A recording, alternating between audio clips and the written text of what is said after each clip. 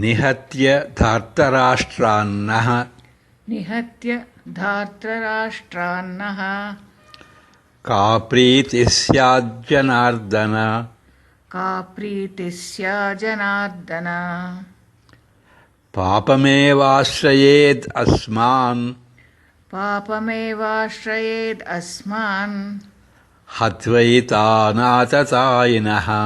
ಹತ್ವೈತಾನಾತತಾಯಿನಃ. Arjuna continued,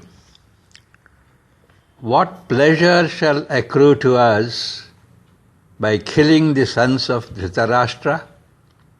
Verily, sin alone will be gained by killing those sinful murderers.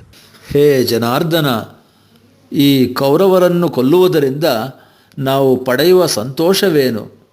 ಈ ಪಾಪಾತ್ಮರನ್ನು ಕೊಂದರೆ ನಮಗೆ ಪಾಪವೇ ಉಂಟಾದೀತು.